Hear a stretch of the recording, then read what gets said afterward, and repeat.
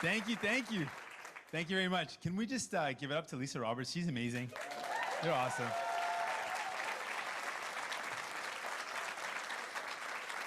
And while we're doing it, can we give it up to the entire NDP team here in Nova Scotia? They're fighting so hard for us. They're amazing. Let's give them some love.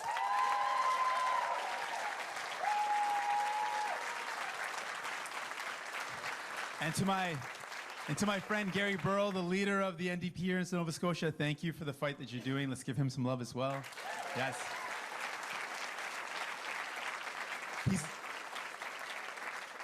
He's not actually here in case I saw some people start to look around. I kind of pointed while I said that, so I realized that was not the right way to do it. I'm just thanking him for his leadership. But I know Lisa already did it, but I know I think Alexa was a little bit shocked at the love, but she shouldn't be shocked. She is a trailblazer. She's inspired a lot of people. And if I can be honest with you, I wouldn't be the leader today if it wasn't for people like Alexa that broke barriers, that showed that we could have leadership come from. So thank you. Thank you. You're awesome. Alexa McDonough! You deserve it. You deserve it. Alexa says there's lots of energy here. I'm like, yes, it's for you, Alexa. She deserves it. She's amazing. And I got an incredible team. Whenever you see me standing and speaking, I want you to know I'm never by myself. I mean, I might seem like I'm standing on my own sometimes, but imagine there's a whole team of people behind me. And now, literally, there's a team of people behind me. There's a team of staff and volunteers. I mean, you are all the team that makes this all possible. And it's never a single person. It's always a team that does it. So I'm honored to have such incredible candidates that are putting their name on the ballot, that are putting themselves forward. It's an important part of our democracy, and I'm really thankful to have these great candidates behind me. So let's give them some love. Thank you.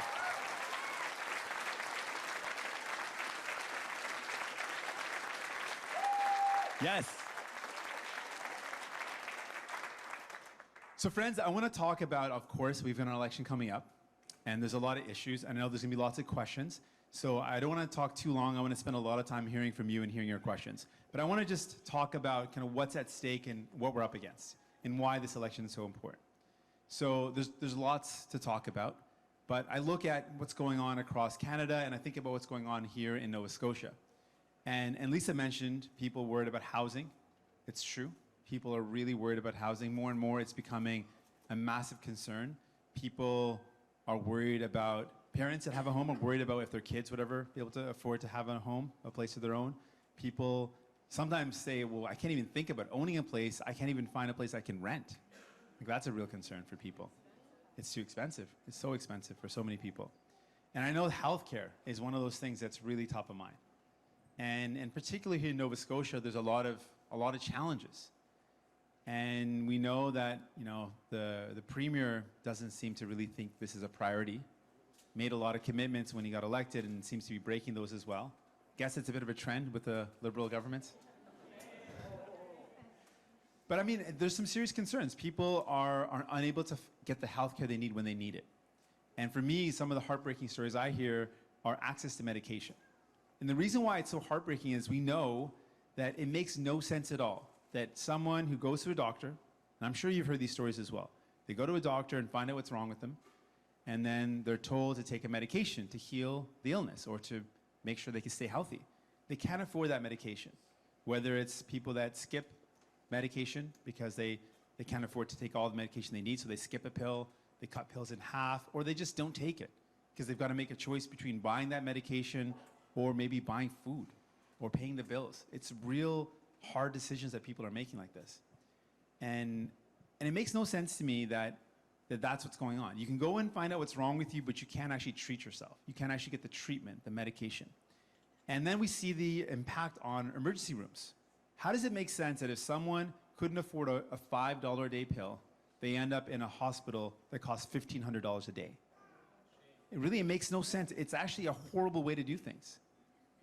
And then I think about this kid that I met, and something about him I can't shake. He was a young kid born with a chronic illness, and he was really precocious, like wise behind his ears. And he was telling me about the illness and how he's got to take pills and medication. And he could see that I was worried. He said, no, don't worry about me. I know how to I can take care of myself. I know how to take my injections. I can take my medication. I can monitor my blood. I got this. There is one thing, though. He said that I am really worried about how much my medication costs my mom and dad. He's a 10-year-old kid, and he wasn't worried about his chronic illness. He was worried about being a burden to his parents. And I look at that kid and I'm saying, you know what? In a country as rich as ours, he shouldn't have to feel that way. You know, people shouldn't have to make those tough decisions, those tough choices. And then I think about what the options are. We've got Mr. Trudeau, who says certain things in public, nice words in public, but behind closed doors, he meets with the pharmaceutical industry. And one of the things he said in public was, last year, or last election, 2015, he promised to just change the list of countries that we set our prices. And if we change the list of countries, it would cost us $0. Just changing the list of countries that we use to set the prices for medication could have dropped the cost of medication significantly, saving families thousands of dollars. Then 4 years passed and he didn't do it. And I was wondering, why wouldn't he do something that would cost $0? It would just be changing a list of countries. It seems pretty easy. I kind of felt like I should just pass the list over. Like, why couldn't he do it? Well, it turns out there's a reason why he didn't do it. In 4 years, he met with the pharmaceutical lobbyists. He met with big pharma lobbyists a whole bunch of times. And now, it's hard to track all the incidents when people are lobbied because some of them don't fit in the criteria, but a lot of them are registered and we can count them. And so our researchers counted them. Guess how many times in 4 years the Liberal government, Mr. Trudeau's government, met with the big pharma lobbyists? Rough guess, in 4 years. 90? Sounds like a lot of times. Oh, someone read the release already. You read my press release, sir. That's called cheating. No, you're right, it's over 600 times. Over 600 times in 4 years. So it comes as no surprise then that Mr. Trudeau publicly says, I'm going to promise to reduce the cost of medication, but privately his government meets with the pharmaceutical lobbyists over 600 times and then abandons that promise. But guess what? There's a new election. So guess what he's doing now? He's promising it again. And you know what? I was looking back at the promises. You know how many years it's been since the Liberal government has promised some form of Pharmacare? 23 years. They started promising it 23 years ago. And they study it again and again. The first study came out in the 1960s. The first Royal Commission said, when we expand Medicare for all, it has to include medication for all. Otherwise, it doesn't make any sense. So again, this is the choice that we're up against. And the other choice we have, I'm not sure I need to make the argument, but there's the Conservatives. From the groans in the room, I can sense that I don't need to be very persuasive here, but I can tell you that they're definitely going to say they're going to put some money in your pockets. They're going to cut taxes. That's what they're going to say. That's what they say. But let's be clear. When they cut taxes, do they cut taxes for families? They cut taxes for the wealthiest, the people at the very top. But what they do cut for families, services. They cut the services you need, and in fact, they make life even more expensive. They make life even harder. All the things that you need become more expensive. The healthcare, the education. That's exactly what Conservatives do. In fact, that's often what Liberals do too. But that's what Mr. Scheer is going to do. He's not going to make things better. So then I say, well, what can we do? Well, I'm going to do things differently. I don't work for the rich. I don't work for the privileged, powerful elite at the top. I work for you. I work for all of you.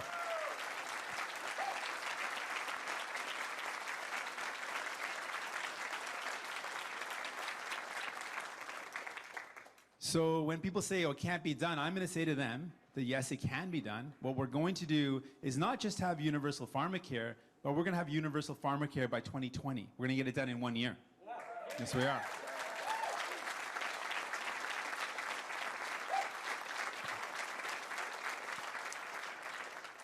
The federal government already buys medication for veterans and for Indigenous communities and some vulnerable communities. Provincial governments already buy medication if you go to a hospital. So instead of having separate negotiations between provinces and pharmaceutical companies and the government federally and pharmaceutical companies, if we combine the buying power of all of Canada, 37 million Canadians, we can negotiate better prices and we can cover everyone in our country. My plan is this. This is the plan. If you need medication in Canada, if you need medication here in Halifax, in Nova Scotia, you should use your health card, not your credit card. That's what we believe.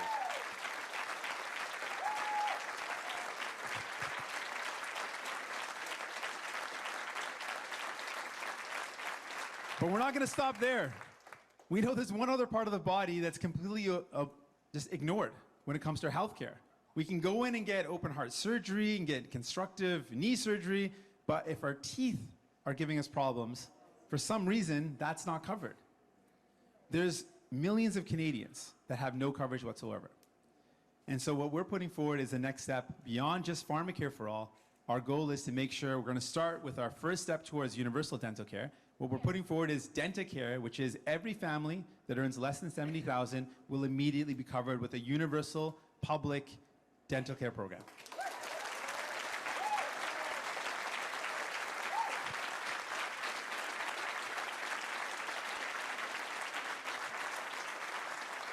I'm going to wrap it up right here. People are going to say, well, how are we going to pay for this, Mr. Singh? That's going to be the question, right? I'm going to give you one example, one clear example. The dental care program that we're talking about, DentaCare, which covers every family, 4.3 million people, 4.3 million Canadians will be covered by our plan. 4.3 million. For every family that earns less than $70,000 would be covered. The plan would cost $856 million. Now, I'm going to give you a quick example of choices. Last year alone, Mr. Trudeau gave $14 billion in the fall economic statement. He gave $14 billion to the wealthiest corporations to buy corporate jets and limousines. He bought a pipeline for $4.5 billion. He wrote off corporate loans to the tune of $6 billion. He forgave them to the wealthiest corporations. We're already close to $25 billion. That could pay for 25 times the plan that I'm proposing. So on one hand, $25 billion Mr. Trudeau has spent to the wealthiest corporations, and I'm saying $856 million for dental care for everyone who doesn't have it.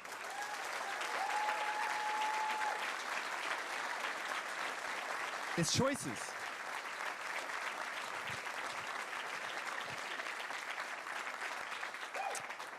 And another thing, we're going to ask the people at the very top to pay a little more. We're not afraid to say that. We're going to close offshore tax havens. We're going to put in place a super wealth tax. So those who have fortunes of over $20 million are going to have to pay a little more because they can afford to. And we're going to make sure we invest in programs that people need. I'm proud to say that.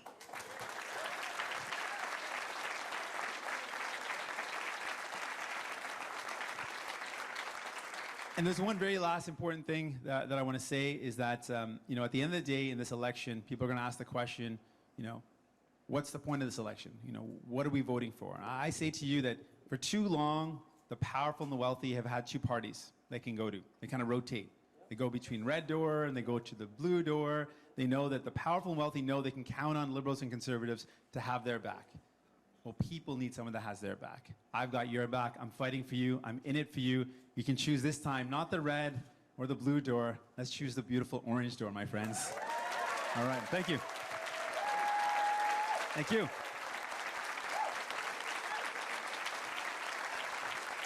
Thank you. Thank you. Thank you. Thank you. Thank you. Thank you very much. Thank you. This is a Halifax love, right? Thank you, Halifax. Thank you, Nova Scotia. But I want to get to your questions. Thank you so much. Thank you. We got some questions, so I'm going to go to folks. Sorry, I kind of took a little too long. I was getting really excited and passionate. I love this. I think it's an important topic. But we got a question right here, and we're going to keep on going. Oh, you're going to hold it for me? Thank you. What service. Jagmeet, thank you for coming to Halifax. As a provider of abortion care, as a longtime advocate for abortion access, I know that here in Canada there actually is no abortion debate. We have very clear access to abortion covered by our charter. So the problem is the lack of providers. We have an arrangement in Canada where we have the potential for the greatest access of any country in the world because we have rolled out medical abortion as part of primary care. What are you going to do to actualize true universal access to choice? Thank you for the question. Very important question. Very important question. Thank you. No, seriously, thank you so much.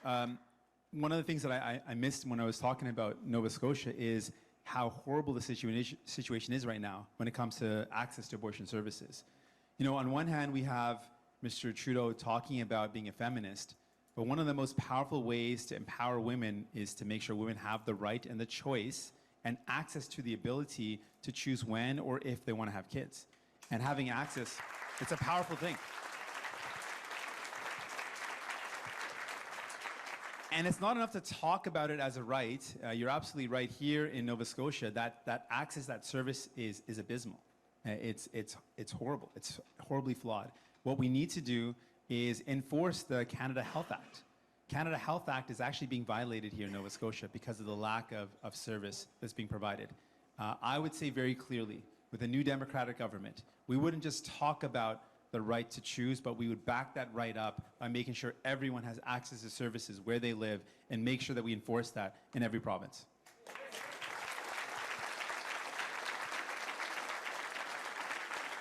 Thank you very much. More questions. Thank you. Thank you. More questions. Do we have some other mics up here? Yeah, let's go for it. My name is Diane Frittenberg, Give it and 1 second. Let's get the mic to click in. Sorry. Try it again. Hello? No? Okay, just try it. I can hear you. I'll repeat the question. Okay. Try it again. It's okay. Just keep it there. It might click in eventually. I work in acute care in a hospital on the south shore of Nova Scotia. I'm a licensed practical nurse and have worked in that area for over 30 years. And I have seen the decimation of our healthcare system in Nova Scotia and the chronic underfunding. And I believe that the Liberals government plan is to break our healthcare system so that they can have their agenda by contracting out our healthcare services. That's not what Nova Scotians need. That's not what Canadians need. Right. That's right. I want to know what the NDP is going to do to sign on to a health accord, to fair funding, and stop hallway medicine and overcrowding and underfunding our healthcare system. Great question. Great question. Thank you. And also thank you for being a frontline care provider. Yeah, thank you. Thank you. You don't know how many lives you've improved and you've touched with your care, so thank you for that. You're absolutely right. What's going on in Canada is, if you look over the years, there used to be a 50-50 split between the federal government and the provincial government. And healthcare was well-funded and was working.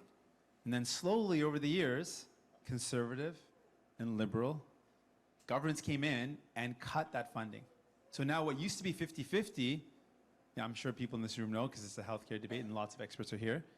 Rough guess of where it is now. It used to be 50-50. What's the split now? Yeah, someone said it, 25. So it's become exactly 25%, 75%. So all of a sudden provinces are having to make do with losing half of the funding they used to receive. So no wonder healthcare is struggling. And what you touched on, sorry, what was your name again? Diane. What Diane touched on is that these decisions don't happen by coincidence, they're by design. And what happens if healthcare is being starved? What happens when our public, single-payer, single-tier, one-tier, beautiful healthcare system is being starved of funding? Well, it opens up the door for some to say that, well, what if we privatize some parts of it? What if we add some fee services here? What if we make it easier for certain people to pay for it? And then we get the two-tier system, and then we lose what we built. And we will not let that happen. We're not going to let that happen.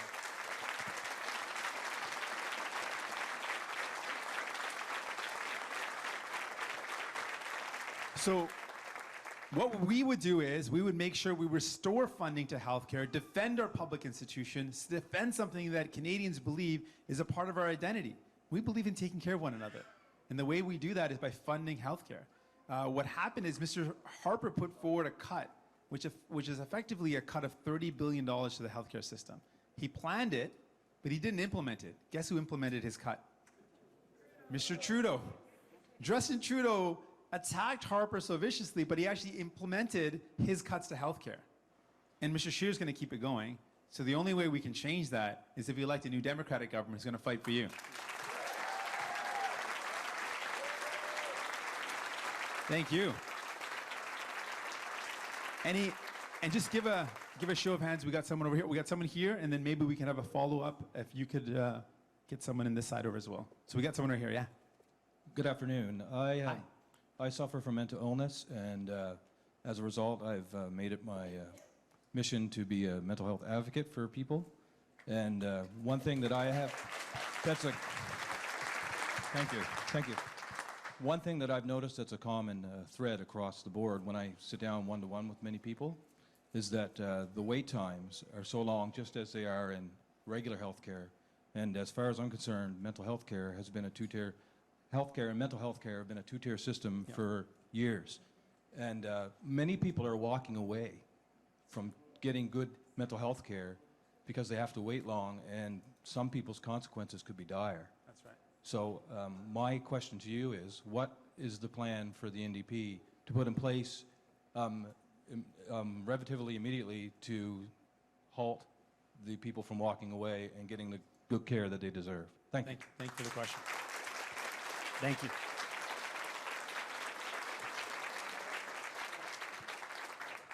I should also say it takes a lot of courage to stand up in a room full of people and share your personal story. And the fact that you're advocating, taking something that you're going through and using it as motivation to advocate for others is really powerful. And you heard from this room that there's so many people behind you. That's amazing.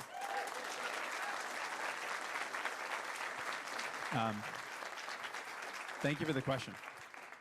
So what you touched on is very true, that there's a massive gap in our healthcare system. We talked about one of the gaps was being dental care, that seems to be completely excluded, but we know it's so important. But similarly, mental health is something that's not really addressed directly in our healthcare system. That's another gap. And when we talk about what we want to do, not only do we want to reinvest and increase the investments in our healthcare to make sure that we have a public healthcare system that's well funded, we also want to make sure our healthcare system covers people from head to toe. And so we want medication coverage, we want dental coverage, but we also want to make sure that there's mental health services rolled into our vision of a truly comprehensive healthcare system where there are no gaps and people don't have to wait for a long time to receive the services they need. Listen. Yes, so let's talk about that for a quick sec. And you touched on this. So with mental health, if you've got a private insurance, you might have direct access to it, but it's not covered publicly and it's very expensive. And sometimes I think about it in a very personal way. I shared this story before. My dad was addicted really horribly to alcohol, and it meant that he stopped eating food at one point. He lost his job, wasn't able to work. Things were really unstable at home. My brother had to come live with me when I was in university. And I remember seeing my dad at the end of his addiction where he had lost a lot of weight. He went from 180 pounds, pretty sturdy guy, to about 100 pounds. And when I lifted him up once to help him shower and clean up, it felt like I was lifting up like a young boy instead of my dad. And it's heartbreaking to do that. And I remember when he was at the hospital, one of the last visits he went to the hospital, they said that if you continue to do this, you're going to die.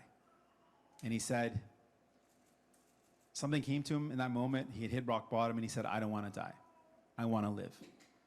And in that moment, there was that window of opportunity when someone who's facing with addiction wants help and you can't get that help, you might miss that chance. Just like you were talking about. If you don't get the help you need when you ask for it, you might miss the chance. And a lot of people aren't as lucky as my dad was or as we were. We didn't have insurance at the time. We're about to lose our house and lose our home. We weren't going to have a place to live. So we didn't have a lot of money. And by chance, in the city of Windsor, there was a publicly funded rehab center that had a bed. And my dad was admitted. And he got better. That publicly funded rehab center saved his life and saved our family.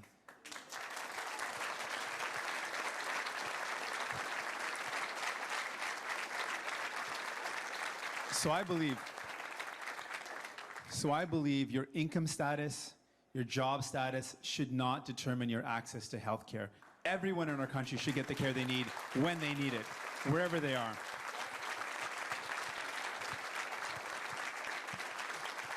Thank you. So we got maybe a question over here. Yeah? And just keep on getting your hands up so the folks with the mics can see where you're at. Okay, cool.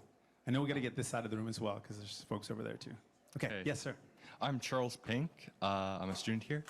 There are 100 companies, I believe, from a report that say they produce 70% of the emissions worldwide. And I wonder what you're going to do to these companies, or if anything. And also, how are you going to retrain those people that are in those jobs currently so they can fit back into the economy?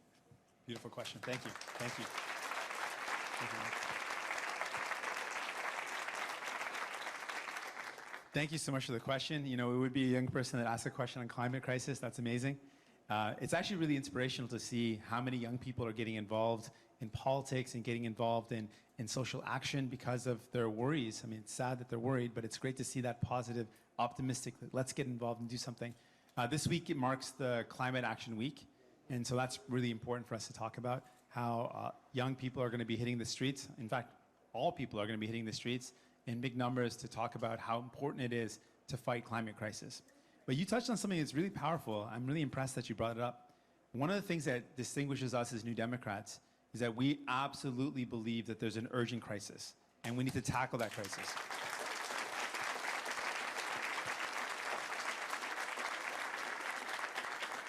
We absolutely believe there's a crisis, but there's two things that set us apart. One is we want to go after the biggest polluters. The fact that Mr. Trudeau purposely, willfully exempted the biggest polluters from paying their fair share was wrong.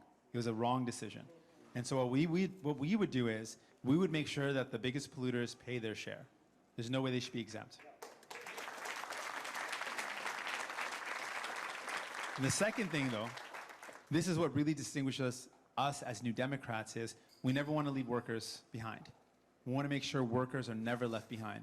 And so in anything that we do, we've got to have a strong plan to create jobs, to create opportunities for work, opportunities for training and retraining, so that workers are never left behind. And that's why our plan, our New Deal for People, our plan, Power to Change, to take on the climate crisis, is also a jobs creation plan. It's also a plan to reimagine EI, that employment insurance should be used as a way to help people get the education they need, the training they need to transition into different jobs that are more sustainable, that are more long-lasting. Because everyone wants a solid job that's reliable and long-lasting. We need to make sure that we provide the means so that we can have workers trained for the jobs of the future, and they're never left behind. That's what sets us apart, and that's what we're proud of doing.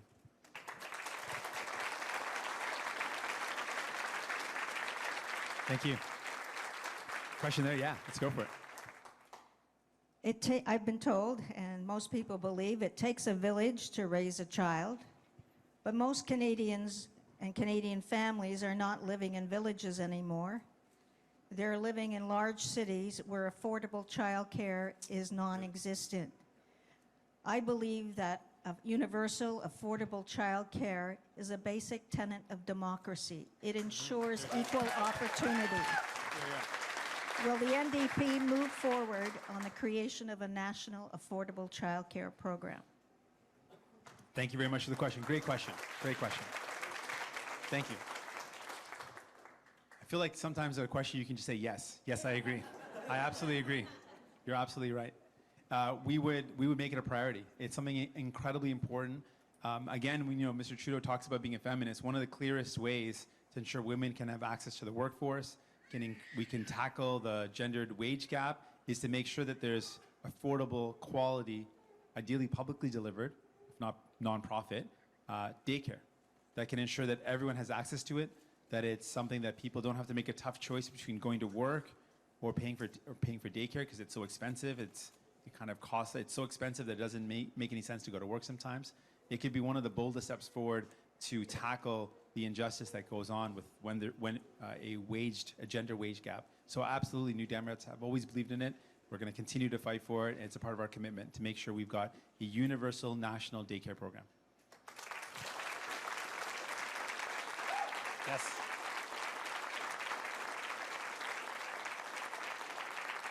Thank you. We've got time for just two more questions, so I know this is a little bit of a pressure. We see mics here. Do you have anyone who's been indicating? Yep, we have someone there. Oh, yes, sorry. Hi. Hi. So I'm a student here studying psychology, and I actually used to go to NSCC as well. And so, of course, as a student who is in one of the provinces with one of the highest tuition rates for university. Right. I'm loving to know what you are thinking of doing to help subsidize or help students deal with that cost. Sure. Thank you very much for the question. Thank you.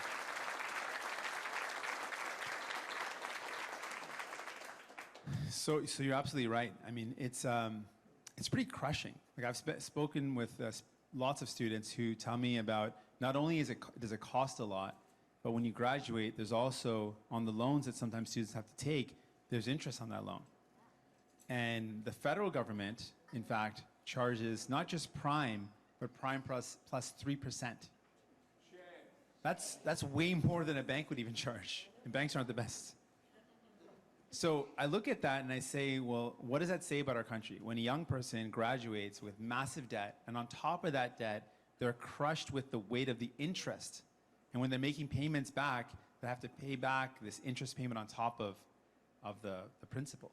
And so there's a lot that we need to do. But one thing for certain, the first step, I looked at the past 4 years. The past 4 years, students have paid over $3 billion in interest on their student debt. So effectively, Mr. Trudeau and the Liberal government have profited off of the backs of students in debt. And then I gave you that example earlier. So on one hand, he's profiting on the backs of student debt, but on the other hand, in 1 year alone, Mr. Trudeau and the Liberal government waived or forgave $6 billion in corporate loans. Look at that choice, though. So when people say, oh, you can't afford to do it, well, did anyone ask Mr. Trudeau if he could afford to waive $6 billion in corporate loans? No one said, no one asked. So I got a number of steps I want to take. Step one, easy step, right away, students need relief. On day one of a new Democratic government, we can do this right away. It would take no effort. Right away, we would immediately waive all interest day one on a new Democratic government, no interest on any federal loan, right away. Step one. Right away. Step two, we would look at forgiving loans. If we can forgive loans for corporations, we can forgive loans for students. So we look at loan forgiveness. Step three, we want to replace the loan system with a grant system. Instead of giving students loans, let's give student grants that are non-repayable. And then finally, this one's a harder one. It's going to take some time, but I really believe in it. I want to work towards a future where there are no barriers from kindergarten to career. That means there's no barriers in education, and that means free tuition. And that's what I want to work towards. Yeah.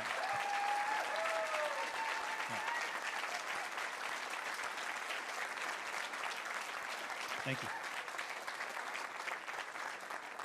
I take it that's kind of popular. That was good. Last question, yeah? Okay, here it is. Yeah. Hi, my name's Evan, and I'm really nervous about public speaking, but I'll try my best. Thank you. No, you got the support of this whole room. Don't worry. When I first moved out, one of the few things that wasn't on my mind was finding my own family doctor. I didn't even realize as a young kid moving out it was a thing that you had to do.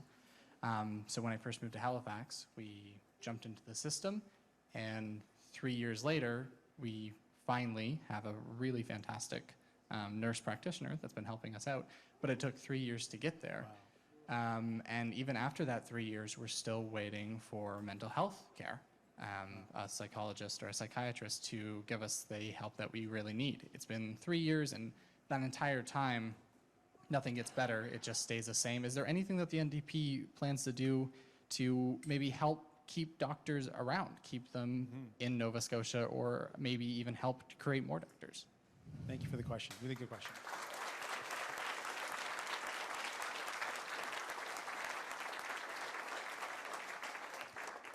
Thank you for bringing that up. There is a massive shortage when it comes to family doctors, particularly in Atlantic Canada.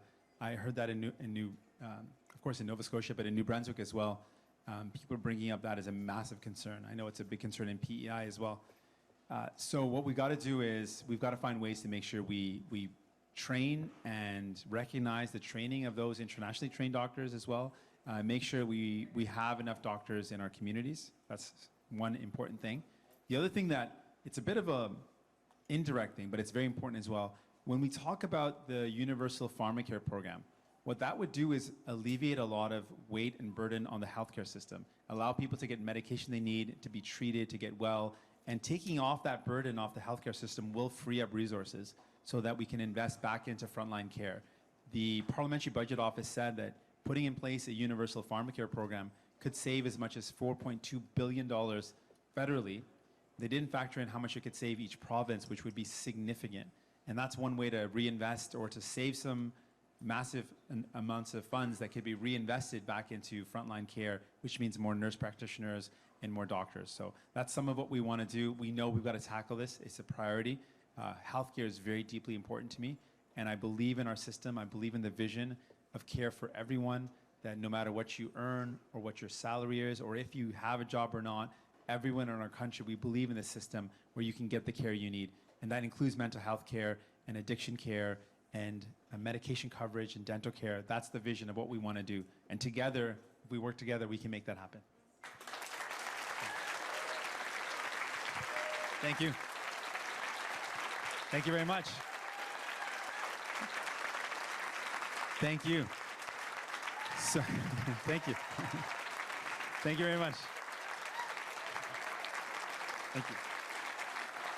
So, thank you, everybody. I'm going to ask you to hang tight. I'm sorry, it's hard to get to everybody. I know there's more questions. I'm going to stick around to be able to chat with you and maybe answer some of the questions that weren't answered.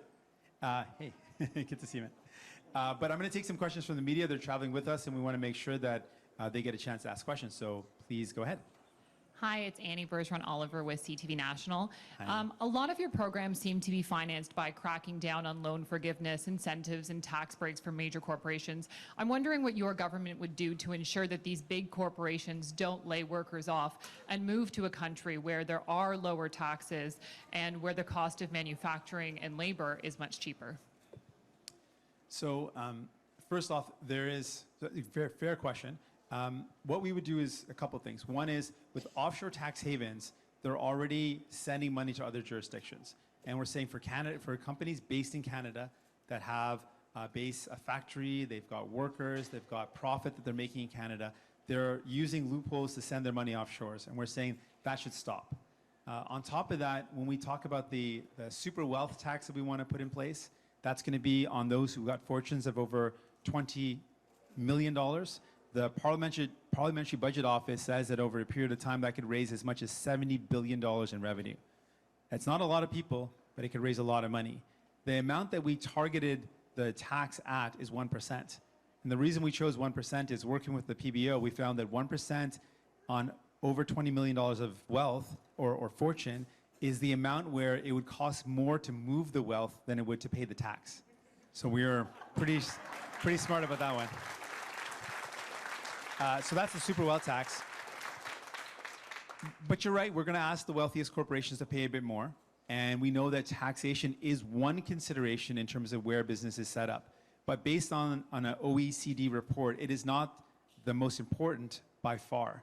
The most important reasons why companies set up in certain jurisdictions are the stability of the government, the education of the workforce, the healthcare or other services that are provided, the safety of the community. And those are the reasons why countries set up. And we're confident, if you look at all the criteria, that Canada is a place that people love to live and businesses are going to want to continue to invest in.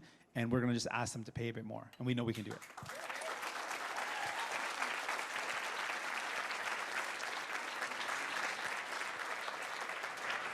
As a follow-up, you talked about ensuring that access to abortion services are available wherever people need. I'm wondering how you intend on following through on that promise, given that healthcare is a provincial jurisdiction.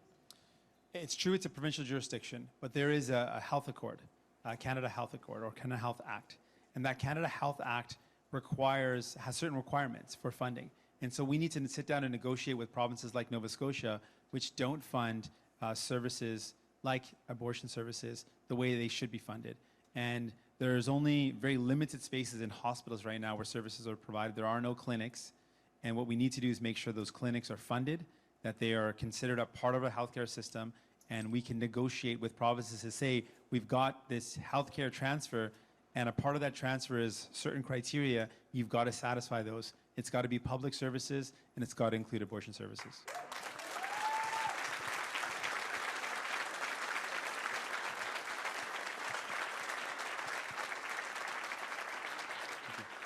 Yes. Ashley Burke, CBC News. The former head of a U.S. neo-Nazi group and the former member of Soldiers of Odin were some of the founding signatures for the People's Party of Canada to officially register as a party with Elections Canada. The debate commissioner says that Bernier still meets the qualifications. Do you think that Bernier should still be invited to the debate? No.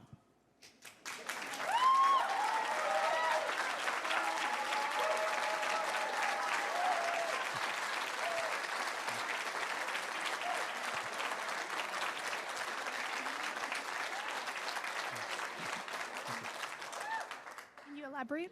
Yes. Sometimes people want a yes/no answer. That was very clear yes/no, so I thought I'd just give you a no. But I believe in it. I sent a letter to the commissioner, and it's for that reason. If you look at the people that are being attracted to the party, if you look at the values that they're espousing, I agree in a fair exchange of ideas. I agree that we should have different opinions. Even though I don't like conservatives that talk about cutting taxes, I believe they should be able to say that. And I'm going to push back and say, you're going to cut services for families and it's going to hurt. I believe we should have that debate. But at some point, the debate goes beyond an exchange of ideas to ideas that are hateful, that are going to spread division, that are going to hurt communities.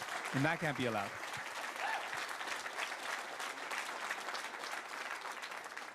If a province wants a pipeline, do they get to override a veto? So our position is this, we would not impose pipelines on any communities. We don't believe that's the way to go.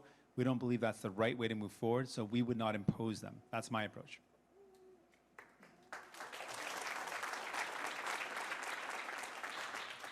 Bonjour, Jérôme Labbé, Radio-Canada. Bonjour.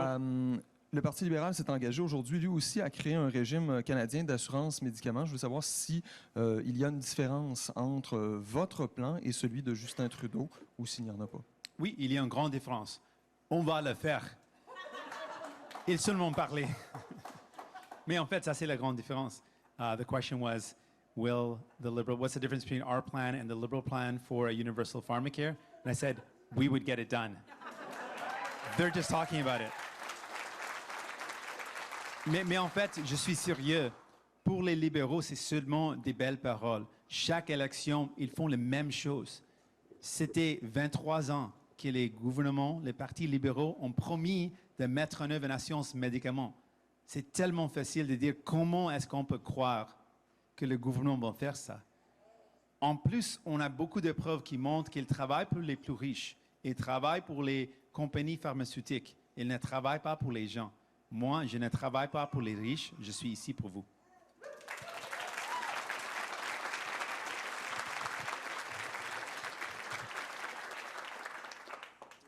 Largement, est-ce que vous voyez une différence, vous, entre les plateformes électorales du Parti libéral et du Parti conservateur, ou si pour vous, c'est du pareil au même, c'est blanc bonnet, bonnet blanc? J'aime la phrase à la fin. C'était une bonne phrase. Je vais apprendre cette phrase de vous après. En fait, il y a une différence des paroles, oui. M. Trudeau donne des belles paroles, M. Scheer donne des mauvaises paroles. Donc, les paroles sont différentes pour vrai. Mais en fait, si on voit les résultats, les deux coupent les services, les deux travaillent pour les plus riches. Et en fait, à Ottawa, c'était la même chose depuis des années. Les gouvernements à Ottawa favorisent les plus riches, favorisent les privilégiés au lieu de favoriser monsieur, madame, tout le monde, au lieu de favoriser les travailleurs et travailleuses. Et ça, c'est tort. Et on veut changer ça. Et on peut changer ça.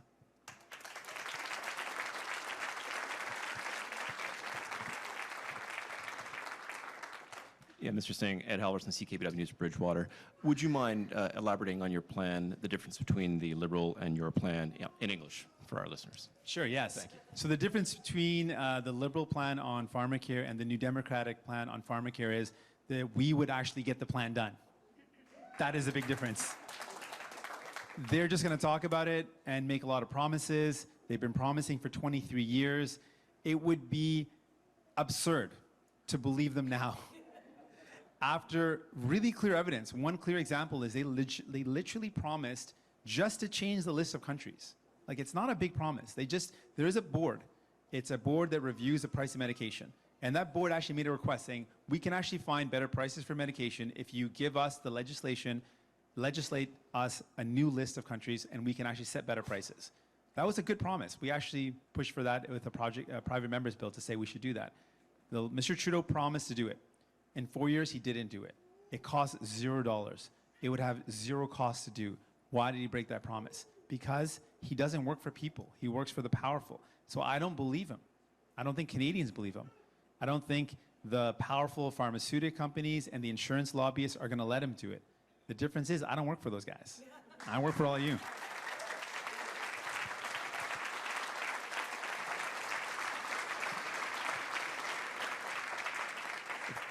Thank you. Just to follow, that's a very ambitious target. How do you get the other provinces to sign on in the time frame that you've laid out? Very fair question. It's going to be hard. And nothing ambitious and nothing bold, nothing that makes people's lives better is easy. So it is hard, and you're right to point that out. But this is what I would do effectively. I would sit down with any premier in Canada, even the worst premiers.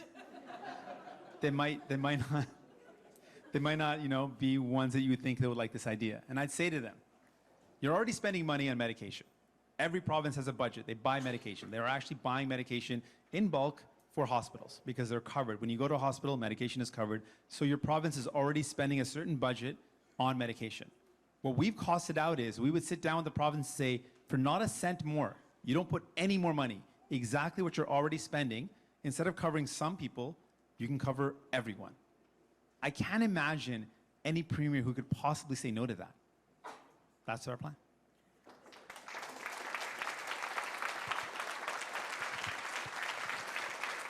Hi, Stephen Cook from the Chronicle Herald. Just curious, is there a model for the Pharmacare plan you're putting forward where it's worked in another country where something either like it, similar to it, or in the same spirit has worked for a lengthy period of time? Yeah, United Kingdom, Germany, Sweden, New Zealand.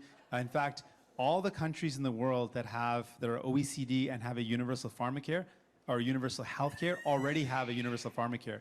We're in fact the only country in the entire world that is an OECD country with a universal pharmacare, with a universal, I'm already stepping ahead. I want to get the universal pharmacare done.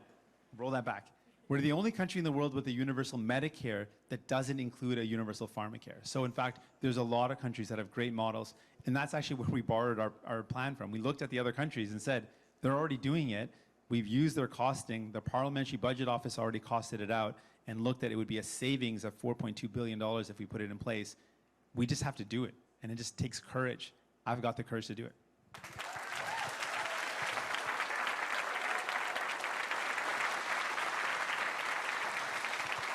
Hello, Mr. Singh.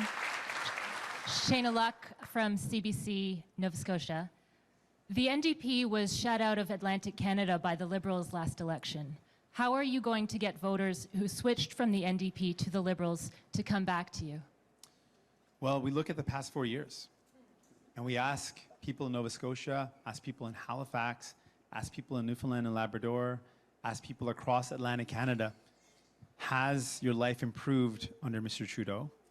And have the major concerns that you're faced with in healthcare and in housing, have you seen real action to improve your lives? And I'm pretty confident most people in Atlantic Canada are going to say no. And I'm going to ask you, do you miss having a New Democrat on your side fighting for you? I'm pretty sure they're going to say yes. Just follow up. You've talked about the difference between your Pharmacare plan and the Liberals. Could you talk about the difference between your plan and the Greens? Another trend with other parties, including the Greens that you mentioned, they're telling Canadians to wait. They're saying wait 10 years, wait 8 years. And what that means, it has a cost. For families that are spending, in some cases, $1,000 or more a month. I met a woman in Hamilton who's spending on her diabetes medication. She's type 1 diabetes, chronic illness. She's spending about $500 a month with all the costs. So for her, that's a significant amount a year. And so effectively, if that's going to cost, for families who are spending, let's say, $1,000 a month, so $12,000 a year. Over a period of 10 years, how much are they asking people to wait? How much money are they asking them to spend before people get the care they need? The difference is we're not telling people to wait. We're saying we believe it can be done. We're going to get it done now. We've got a plan and the courage to pay for it, and we know that Canadians need it. And that's what we're going to do.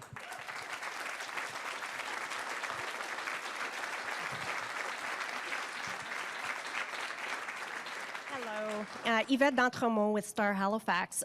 We had a climate action rally here on Friday that I attended, and so many people expressed frustration over all the talk on dealing with the climate crisis, but zero action. I heard this repeatedly from the average people who were there in attendance, and actually one teenage girl told me she was so disheartened and discouraged and said, if you have an opportunity to talk to one of the leaders, please ask them what it is that they're going to do to give them hope for true action and not simply more talk. So what would you say to those people?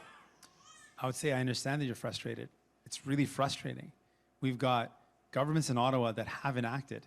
We've got Liberals and Conservatives that have ignored this problem, that have said on one hand, here's the Mr. Trudeau's example, he said on one hand there's a climate emergency on one day, on Monday.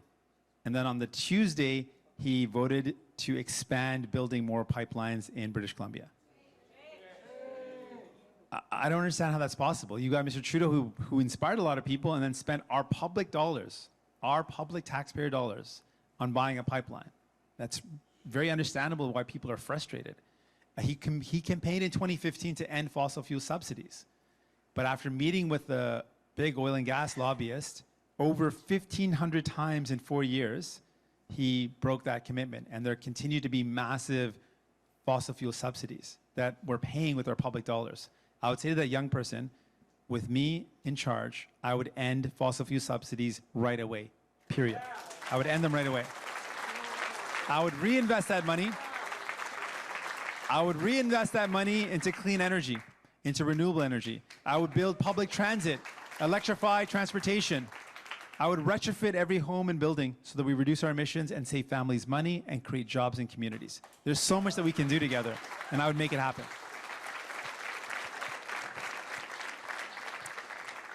Can you just join with me for one last thing? So the media do a tough job. They got to ask questions, and it's tough to do, and it's a tough climate for media. If you could just join me in giving them some love and giving them a little applause. They do an important job. Thank you. Okay, thank you, everybody. Appreciate it. Thank you. We're going to chat. Thank you. Thank you. Love you all.